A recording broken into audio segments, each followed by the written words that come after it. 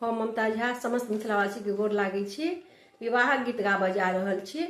जय मिथिला, जय मैथिली, जय माँ जानकी। विवाह पंचमी के बहुत बहुत शुभकामना। अवध नगरिया सँ एलै बरियतिया, से सीता के हेतैन बियाह गे माई। अवध नगरिया सँ एलै बरियतिया, से एलै बरियतिया, से सीता के हेतैन बियाह गे माई। सीता के हेतैन बियाह गे माई। सवा लाख हाथिया, सवा लाख घोड़ा छै, सवा लाख आयल बरियाती गे माई। सवा लाख हाथिया, सवा लाख घोड़ा छै, सवा लाख आयल बरियाती गे माई। सवा लाख आयल बरियाती गे माई। सबा बरियतिया पहिर पीताम्बर, पहिर पीताम्बर, लागल जनक दुआरी गे माई। लागल जनक दुआरी गे माई। सजल धजल छै मिथिला नगर, से लागल स्वर्ग समान गे माई। सजल धजल छै मिथिला नगर, से लागै स्वर्ग समान गे माई।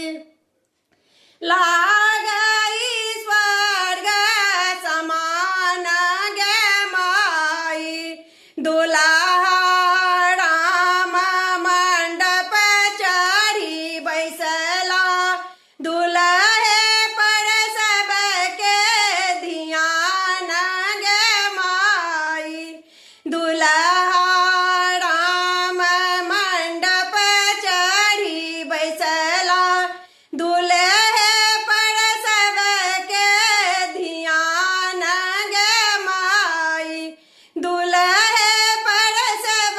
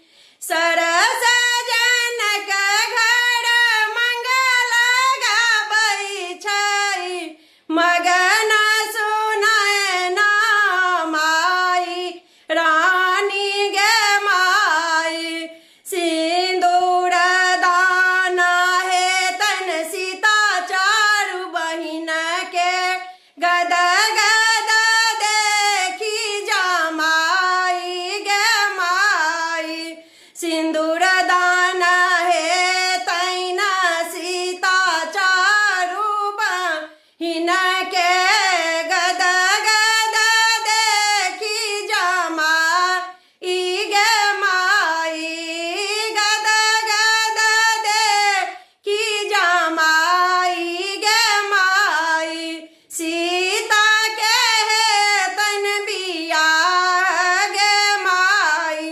धन्यवाद।